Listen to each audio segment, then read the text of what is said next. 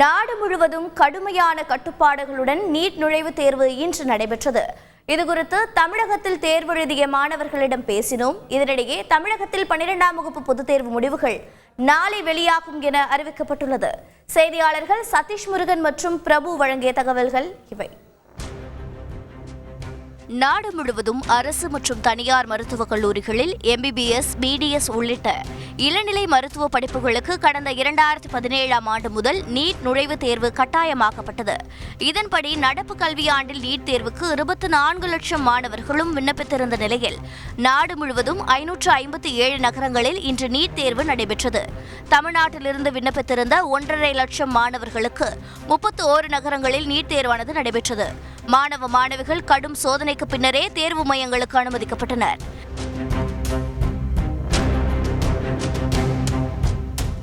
சென்னையில் கொளுத்தும் வெயிலில் நீட் தேர்வு மையத்தின் முன்பு காத்திருந்த மாணவர்கள் மற்றும் அவர்களின் பெற்றோர்களுக்கு போக்குவரத்து போலீசார் நீர்மோர் மற்றும் குடிநீர் வழங்கி தாகம் தணித்தனர்.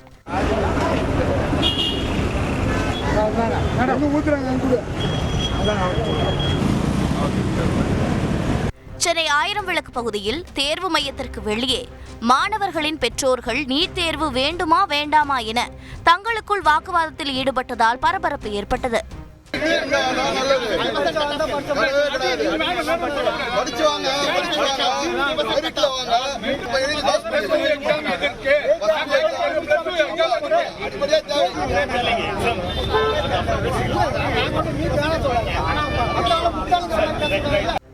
தமிழ், ஆங்கிலம், ஹிந்தி உட்பட 13 மொழிகளில் நடைபெற்ற நீட் தேர்வு பிற்பகல் 2 மணிக்கு தொடங்கி மாலை 5:20 மணிக்கு நிறைவு பெற்றது.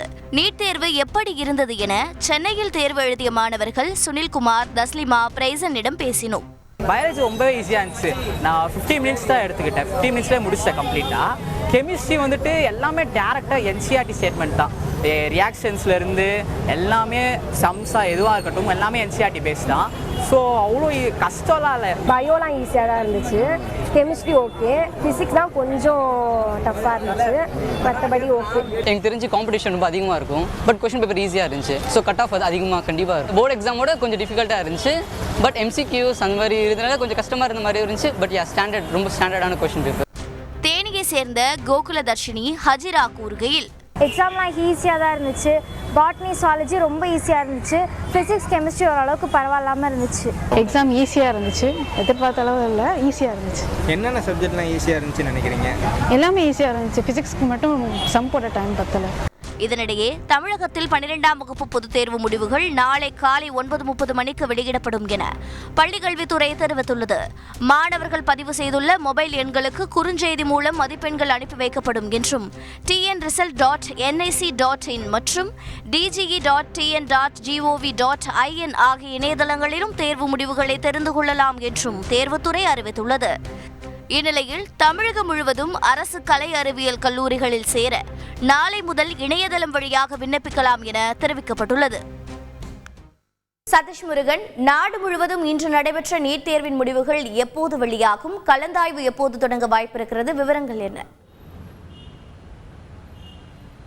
நாடு முழுவதும் இன்று நடைபெற்ற நீட் தேர்விற்கான முடிவுகள் வருகிற ஜூன் மாதம் 10ஆம் தேதிக்குள் வெளியிடப்படும் என தகவல் வெளியாகியிருக்கிறது.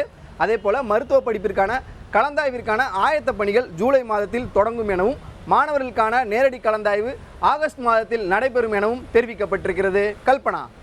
நன்றி சதீஷ் முருகன். செய்திகளை உடனுக்குடன் தெரிந்து கொள்ள உடனே சப்ஸ்கிரைப் பண்ணுங்க.